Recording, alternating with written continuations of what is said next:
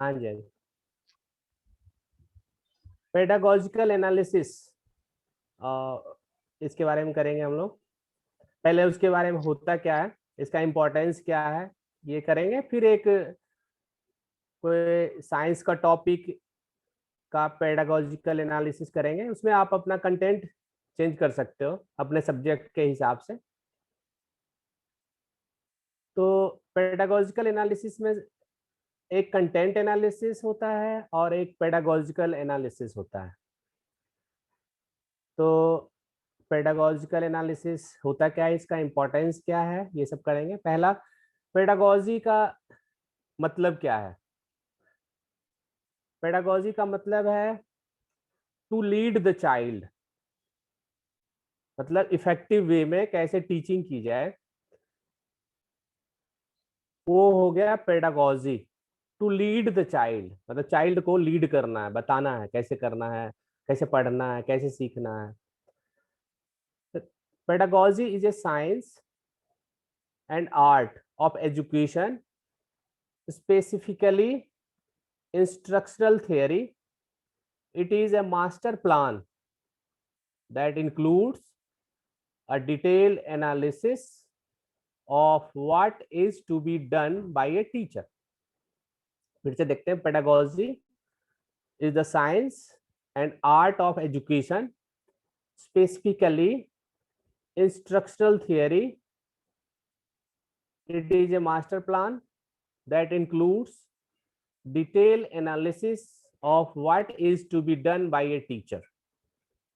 मतलब पेडागोजी एक साइंस और आर्ट होता है, दोनों साइंस और आर्ट दोनों है।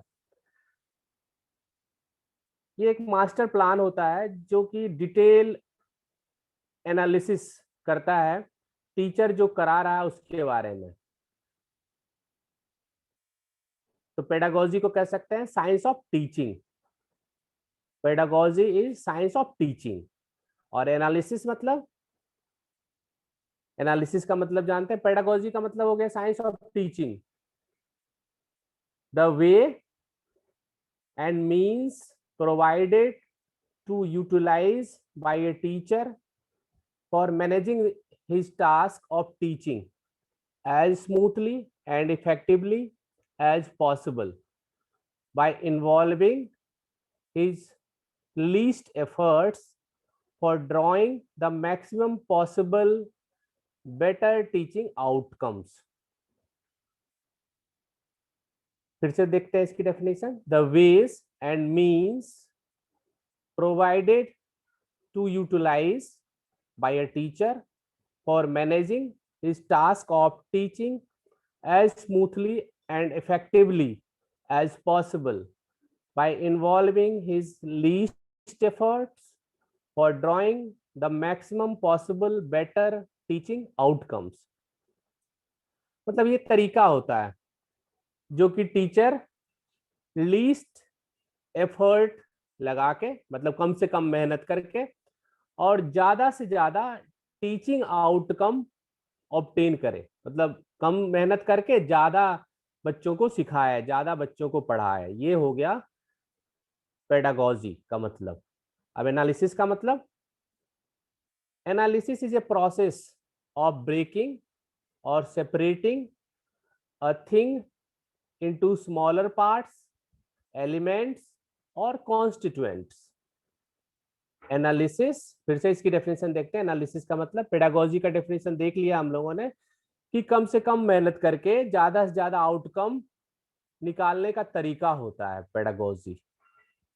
Analysis is a process of breaking or separating a thing into smaller parts, elements और constituents। मतलब एक बड़े पार्ट को हम लोग छोटे छोटे पार्ट में डिवाइड कर देते हैं जिससे कि इफेक्टिव टीचिंग की जाए। ये हो गया एनालिसिस। मतलब एक बड़े पार्ट को छोटे छोटे पार्ट में डिवाइड करना, उसके बाद पढ़ाना।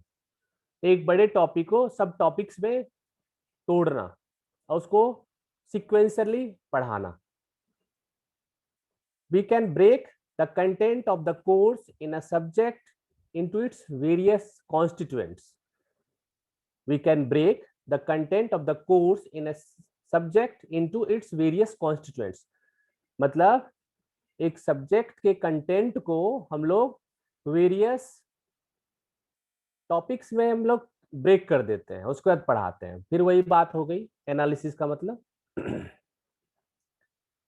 Analysis of A given content material in any subject, any topic, carried out well in the spirit of science of teaching is known by the term pedagogical analysis of the contents. तो ये पूरी definition हो गई pedagogical analysis of content की पूरी definition. The analysis of a given content material in any subject, any topic, carried out well in the spirit of science of teaching is known by the term pedagogical analysis of the content. तो ये पूरी definition हो गई।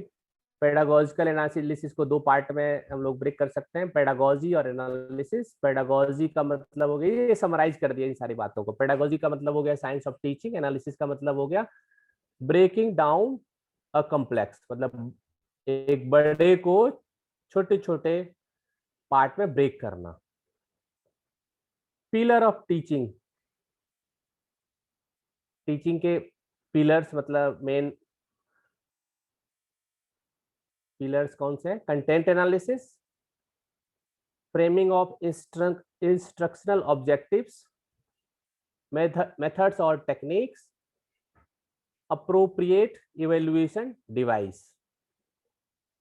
फिर से बताऊं, pillars of teaching, पहला content analysis, दूसरा फ्रेमिंग ऑफ इंस्ट्रक्शनल ऑब्जेक्टिव्स, तीसरा methods of teaching, fourth appropriate evaluation device. ये पिलर्स ऑफ टीचिंग हो गए। इसके हर एक टॉपिक के बारे में जानते हैं हम लोग। पहला है content analysis. Content means subject matter, जो सब्जेक्ट आप पढ़ाएंगे सब्जेक्ट मैटर को कंटेंट कहा जाता है। And analysis means breaking down complex units into smaller sub units और sub topics. It is very essential component in pedagogical analysis. Content analysis जो है पेडागोजिकल एनालिसिस का एक इंपॉर्टेंट स्टेप होता है। Content means subject matter of any subject and analysis means breaking down complex unit into smaller sub units. It is very essential component in pedagogical analysis. ये पहला हो गया कंटेंट एनालिसिस। दूसरा हो गया इंस्ट्रक्शनल ऑब्जेक्टिव्स, दूसरा पिलर हो गया instructional objectives. A teaching process should be effective based upon its instructional objectives. A teacher should consider following points in mind. Instructional objectives मतलब क्या? हम लोग जो पढ़ा रहे हैं, इंस्ट्रक्शनल ऑब्जेक्टिव्स का मतलब हुआ कि हम लोग जो पढ़ा रहे हैं बच्चों को, हम लोग क्या चाहते हैं, बच्चों में क्या डेवलप करना चाहते हैं, क्या सिखाना चाहते हैं, ये हो गया इंस्ट्रक्शनल ऑब्जेक्टिव्स। तो दूसरा पिलर था इंस्ट्रक्शनल ऑब्जेक्टिव्स, उसके बारे में बताया गया है। अ teacher should consider following points in mind. ये सारे पॉइंट्स को माइंड में रखना इंस्ट्रक्शनल ऑब्जेक्टिव्स फॉलो करते वक्त। पहला, a teacher should have thorough knowledge of the different approaches of behaviour objectives. Bloom's technology, ये टेक्सोनॉमी, ये पढ़ा होगा आपने या पढ़ेंगे ब्लूम्स टेक्सोनॉमी के बारे में। तो सारे बिहेवियरल ऑब्जेक्टिव्स का थॉरो नॉलेज होना चाहिए टीचर को। दूसरा, teachers approach of formulating instructional objectives into behavioural terms should be learner centred. मतलब जो इंस्ट्रक्शनल ऑब्जेक्टिव्स है वो लर्नर सेंटर्ड होना चाहिए। लर्नर सेंटर्ड और teacher centred method of teaching हम लोगों ने पढ़ा था। तो इसमें बताया गया कि इंस्ट्रक्शनल ऑब्जेक्टिव्स जो है लर्नर सेंटर्ड होना चाहिए, क्योंकि लर्नर जो है वो centre of the study, centre of the teaching, सबका सेंटर लर्नर ही होता है, टीचर नहीं होता। Teacher should have a good knowledge of the content. Content जो पढ़ाना चाह रहा है टीचर, उसका अच्छा नॉलेज होना चाहिए, तभी पढ़ा पाएगा। तो ये दूसरा इंस्ट्रक्शनल ऑब्जेक्टिव्स हो गया। तीसरा है लर्निंग मेथड्स और टेक्निक्स और स्ट्रेटजीज। लर्निंग मेथड, किस मेथड से सीखेंगे बच्चे, उसका मेथड फिक्स होना चाहिए। उसे कह दिया लर्निंग मेथड्स या लर्निंग टेक्निक्स या learning strategy. In this the student came into the contact of teacher and subject matter।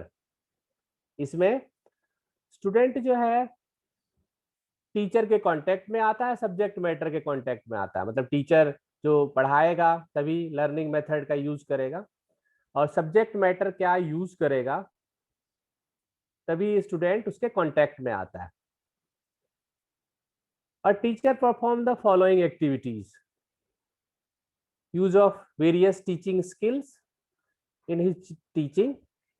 जब क्लासरूम में जब टीचिंग करता है टीचर, तो कुछ एक्टिविटी करता है, वेरियस टीचिंग स्किल्स का यूज करता है। Selection and use of best technique for teaching of science. Best technique use करता है जिससे बच्चों को समझ में आए। डिफरेंट टीचिंग एड का यूज करता है।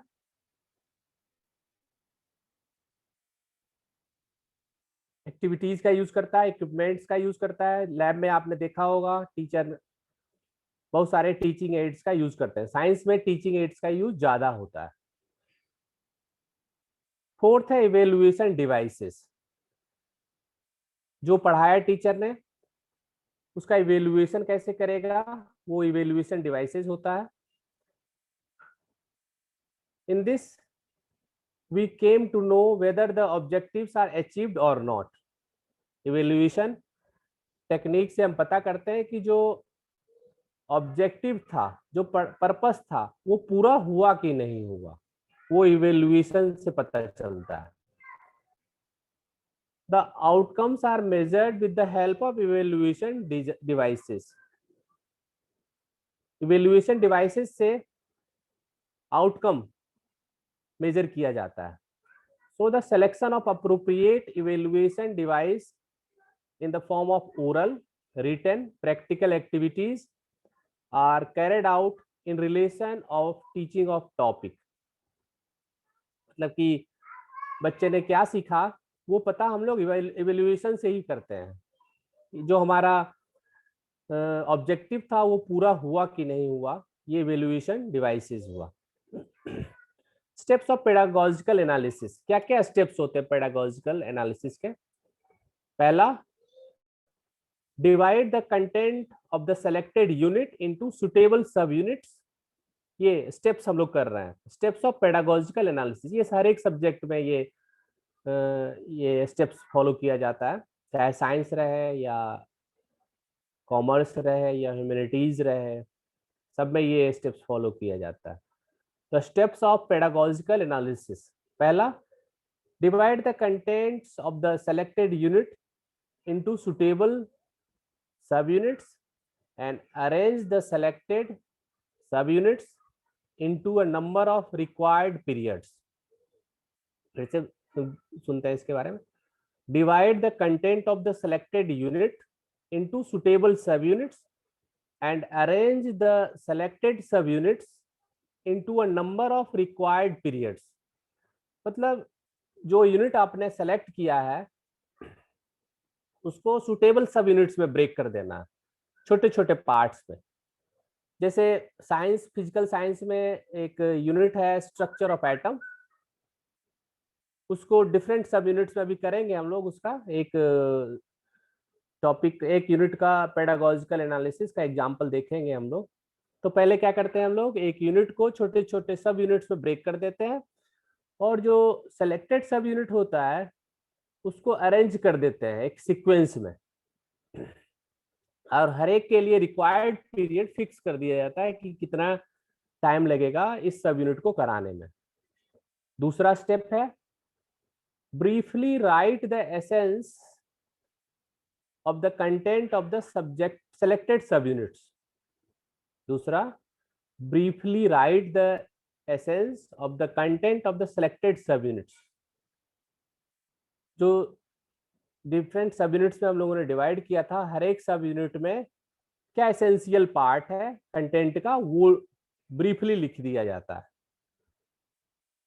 ब्रीफली, दूसरा step, briefly right the essence of the content of the selected सब यूनिट्स। जो सेलेक्टेड सब यूनिट्स है उसका जो एसेंशियल पार्ट है उसको लिख दिया जाता है। तीसरा है write appropriate previous knowledge required for the sub units.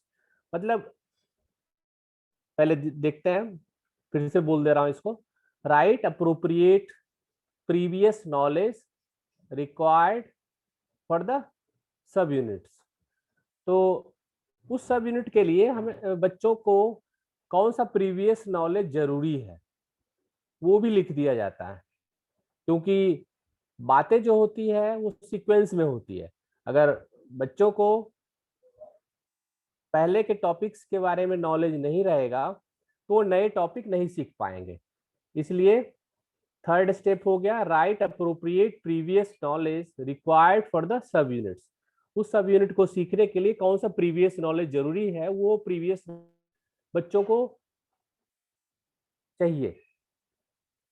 Fourth step है write appropriate instructional objectives to be selected for the sub units. Write appropriate instructional objectives to be selected for the sub unit. ये fourth step है। Fourth step है write appropriate instructional objectives to be selected for the sub units. तो हर एक सब unit का क्या objective है ये भी लिखा होना चाहिए साथ साथ में। फिफ्थ स्टेप है select the appropriate teaching strategies for the subunit according to the following instructions. Select the appropriate teaching strategies for the subunits according to following instructions. अभी इसके बारे में बताया जाएगा कि कौन सा टीचिंग उस सब यूनिट को पढ़ाने के लिए, बताने के लिए कौन सा टीचिंग स्ट्रेटेजी फॉलो किया जाएगा। उसके लिए कुछ बातों को ध्यान रखा जाता है, कुछ इंस्ट्रक्शंस ध्यान रखा जाता है। पहला, write the name of the method applied. Right the name of the method applied, कौन सा टीचिंग मेथड यूज करेंगे उसका नाम लिखना है। दूसरा, mention the teaching aids required. Teaching ads क्या यूज करेंगे वो उसको अभी मेंशन करना जरूरी है। टीचिंग एड्स होते हैं जो भी टीचिंग के लिए जो जरूरी मटेरियल होता है उसको टीचिंग एड्स कहा जाता है। जैसे एक व्हाइट बोर्ड और ब्लैक बोर्ड और मार्कर या चौक भी एक टीचिंग एड्स होता है। तो इंस्ट्रक्शन है briefly illustrate the necessary demonstration and experimentation required. Briefly illustrate the necessary demonstration and experimentation required. मतलब उस टॉपिक को पढ़ाने के लिए अगर कोई एक्सपेरिमेंट की जरूरत है वो भी अप्रोप्रिएटली लिखा हुआ होना चाहिए। फोर्थ इंस्ट्रक्शन है mention the necessary board work required. Mention the necessary board work required, कि उस टॉपिक को पढ़ाने के लिए कुछ बोर्ड वर्क करने की जरूरत है, अगर बोर्ड पे पढ़ाना है तो वो भी लिखा होना चाहिए और उस बात को बोर्ड पे ही लिख के पढ़ाना चाहिए। फिफ्थ है write proving questions related to the sub unit and provide appropriate answers for them. write probing questions related to the subunits and provide appropriate answer for them. कि उस सब यूनिट्स को ये जानने के लिए कि बच्चों को समझ में आया कि नहीं, उसके लिए रिलेटेड क्वेश्चन भी लिखा होना चाहिए और उसका जो प्रोबेबल आंसर मतलब मोर देन वन आंसर अगर हो सकता है तो वो भी लिखा होना चाहिए. 6th है prepare a worksheet for the sub unit. जब सब यूनिट कराएंगे उसके लिए एक वर्कशीट प्रिपेयर करना है. तो ये 5th स्टेप था. 5th स्टेप है select the appropriate teaching strategies for the sub unit according to the following instructions. कुछ इंस्ट्रक्शंस ये भी फिर से मैं बता दे रहा हूँ. 5 इंस्ट्रक्शंस है. पहला, write the name of the method applied. दूसरा, mention the teaching aids required. Third, briefly illustrate the necessary demonstration and experimentation required. Fourth, mention the necessary board work required. Fifth, write probing questions related to the subunit and provide appropriate answers for them. Last, prepare a worksheet for the subunits. ये 5th step था pedagogical analysis का. 6th step है give suitable examples for the subunit. जो भी सब unit आप बताएंगे उसका सुटेबल एग्जाम्पल भी साथ में होना चाहिए. ये 6th स्टेप है. 7th स्टेप है prepare a table of specification for the sub units. Right at least 6 criteria reference test items each with specific criteria of the sub units. मैं फिर से बोल रहा हूँ. 7th step, prepare a table of specification for the sub unit. Write at least 6 criteria reference test items each with specific criteria. जब ये करेंगे हम लोग पेडागोजिकल एनालिसिस तो उसमें इसका इम्पोर्टेंस दिखेगा. इसके बारे में फर्दर डिस्कस करेंगे. अब है नीड ऑफ पेडागोजिकल एनालिसिस. जरूरत क्या है पेडागोजिकल एनालिसिस की जरूरत क्या है? वो हो गया नीड ऑफ पेडागोजिकल एनालिसिस. इसके पहले हम लोगों ने पढ़ा था स्टेप्स ऑफ पेडागोजिकल एनालिसिस. अब पढ़ेंगे हम लोग need of pedagogical analysis. Pedagogical analysis का की जरूरत क्या है? पहला, pedagogical analysis is selection of appropriate objectives and strategies in various instructional situations to access the level of actual teaching at the end. फिर से बोल दे रहा हूँ. नीड, पहला need, pedagogical analysis is selection of appropriate objectives and strategies in various instructional situations to access the level of actual teaching at the end. मतलब appropriate objective का selection करना, उस ऑब्जेक्टिव को अचीव करने के लिए स्ट्रेटजी यूज करना जिससे कि मैक्सिमम टीचिंग हो पाए. पहला इसका नीड है.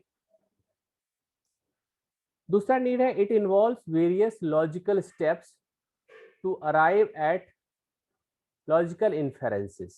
दूसरा नीड है it involves various logical steps to arrive at logical inferences. तीसरा नीड है it also helps the students to understand the concepts, principles and phenomenon.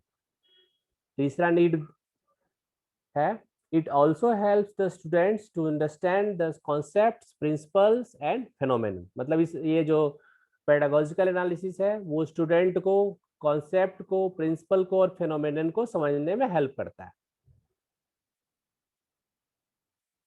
तो ये पेडागोजिकल एनालिसिस के बारे में हम लोगों ने पढ़ा, उसके स्टेप्स पढ़ा, उसके ऑब्जेक्टिव्स पढ़ा, नीड क्या है ये पढ़ा. अब एक साइंस का कोई टॉपिक है उसका हम लोग पेडागोजिकल एनालिसिस करते हैं. टॉपिक है एटॉमिक स्ट्रक्चर. जो साइंस वाले स्टूडेंट्स होंगे उनको पता होगा, या जो साइंस वाले स्टूडेंट नहीं होंगे वो उनको भी पता होगा, क्योंकि ये 9th में 10th में पढ़ना होता है एटॉमिक स्ट्रक्चर। और इसका हिंदी होता है परमाणु परमाणु संरचना। एटम क्या होता है ये सुना होगा आपने, smallest part of the matter, मतलब मैटर का स्मॉलेस्ट पार्ट जो होता है, स्मॉलेस्ट पार्टिकल को एटम कहा जाता है। Which has no free existence, मतलब वो अकेला एग्जिस्ट नहीं कर सकता, वो एटम होता है। और स्ट्रक्चर ऑफ एटम में बताया जाता है कि एटम के अंदर जो सब एटॉमिक पार्टिकल्स होते हैं, सब एटॉमिक पार्टिकल्स मतलब जिनसे एटम बना होता है, उसकी अरेंजमेंट कैसे होती है, वो स्ट्रक्चर ऑफ एटम होता है। उसके अंदर है न्यूक्लियस, एटम के सेंटर में होता है न्यूक्लियस जो कि पॉजिटिवली चार्ज होता है।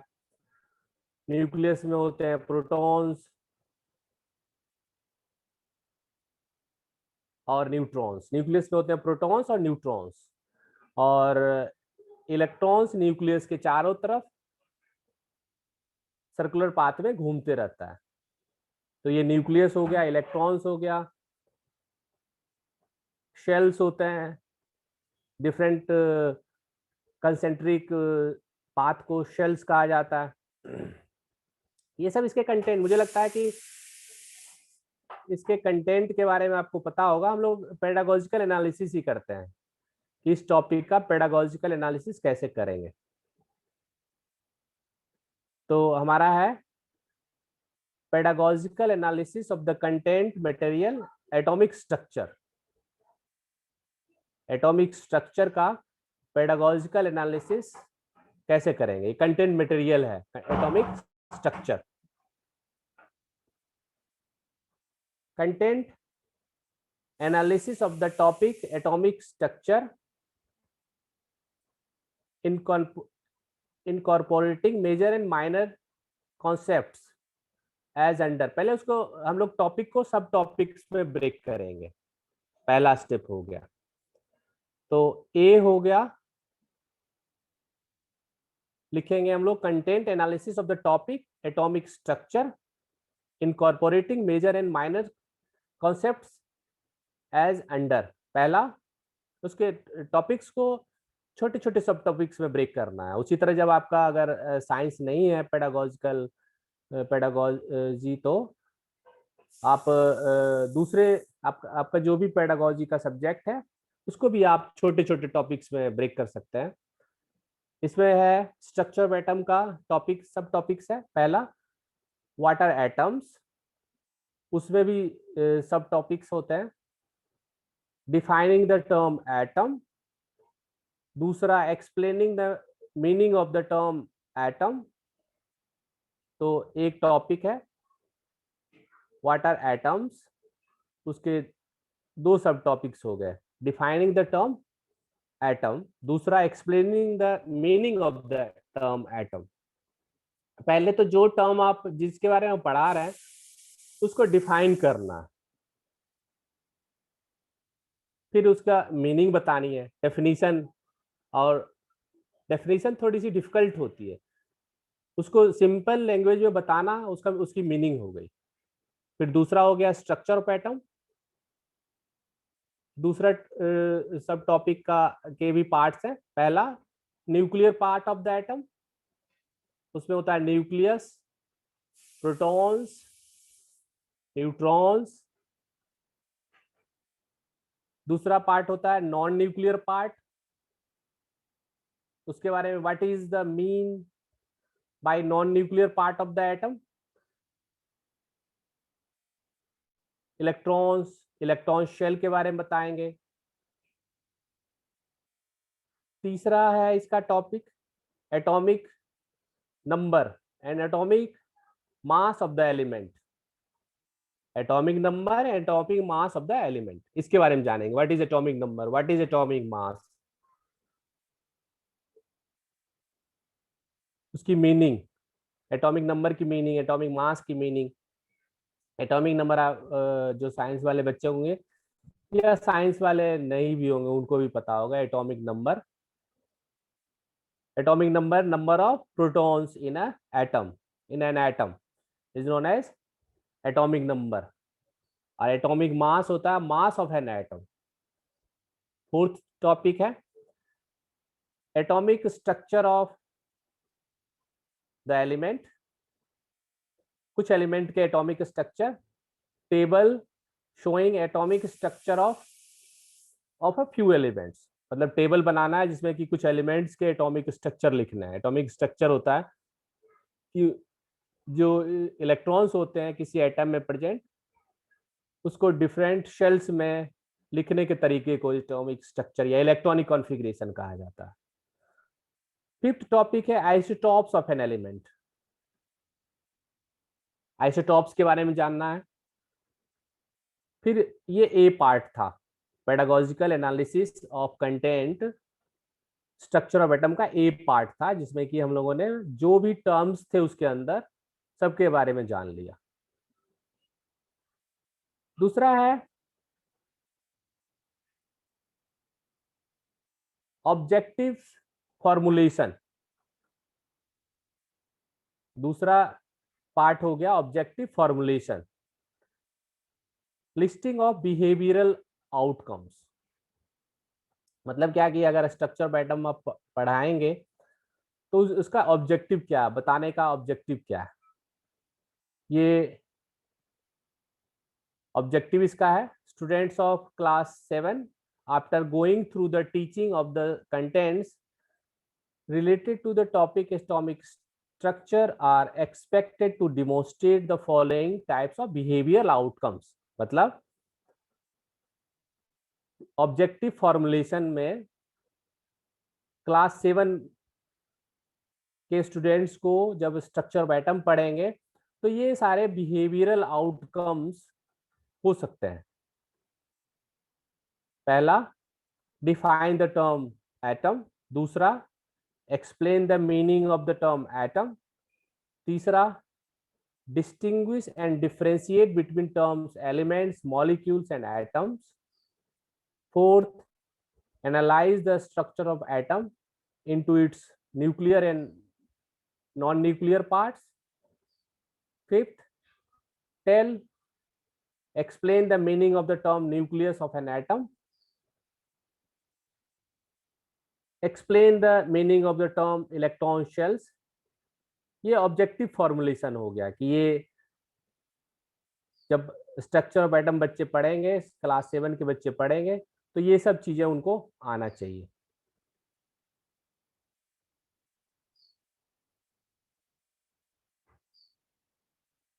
ऑब्जेक्टिव फॉर्मुलेशन सेकेंड पार्ट था पेडागोजिकल एनालिसिस के। इसके जो भी टर्म्स आपने पढ़ा या जो आपका सब्जेक्ट मैटर है उसके बारे में बच्चों को आना चाहिए। ये हो गया इसका बिहेवियरल आउटकम्स। सी पार्ट हो गया listing teaching methods, devices, activities and teaching aid material. C part हो गया listing teaching method, devices, activities and aid material, teaching aid material etcetera. मतलब जो टीचिंग मेथड का यूज करेंगे, जो डिवाइस यूज करेंगे, जो एक्टिविटी यूज करेंगे, जो टीचिंग एड मटेरियल यूज करेंगे, उसको उसका लिस्ट होता है third part of the pedagogical analysis. पहला है सी पार्ट का ही, पहला है मेथड एंड डिवाइसेस यूज्ड। कौन सा मेथड यूज किया हमने? मेथड है lecture method and demonstration method. इसमें स्ट्रक्चर ऑफ एटम में लेक्चर मेथड और डिमोन्स्ट्रेशन मेथड। मतलब लेक्चर मेथड में बच्चों को बोर्ड पे लिख के बता दिया जाता है और डिमोन्स्ट्रेशन मेथड में कुछ हमारे पास कोई टीचिंग एड होता है, मॉडल होता है, मॉडल के थ्रू बताया जाता है कि स्ट्रक्चर ऑफ एटम कैसे है, न्यूक्लियस कहाँ है, इलेक्ट्रॉन कैसे उसके कंसेंट्रिक सर्कल्स में न्यूक्लियस के अराउंड अरेंज्ड होते हैं। ये मेथड हो गया। जो डिवाइस यूज करेंगे narration, explanation, illustration and observation devices.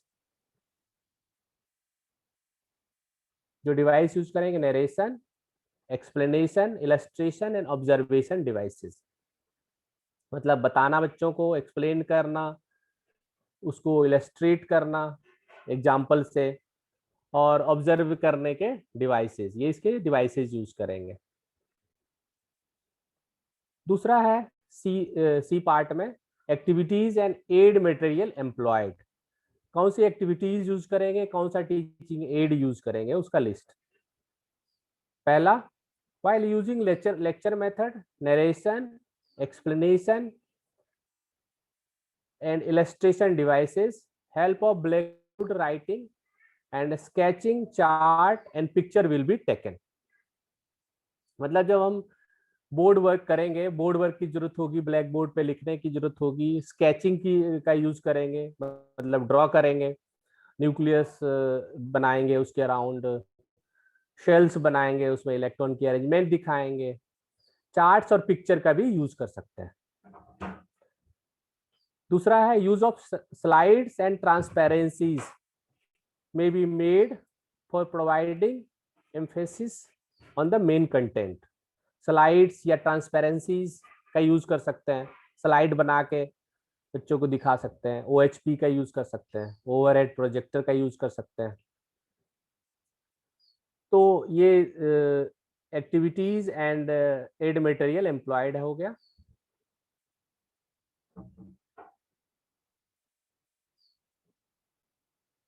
कुछ ऑडियो वीडियो रिकॉर्डिंग, फिल्म और कंप्यूटर प्रेजेंटेशन भी कर सकते हैं।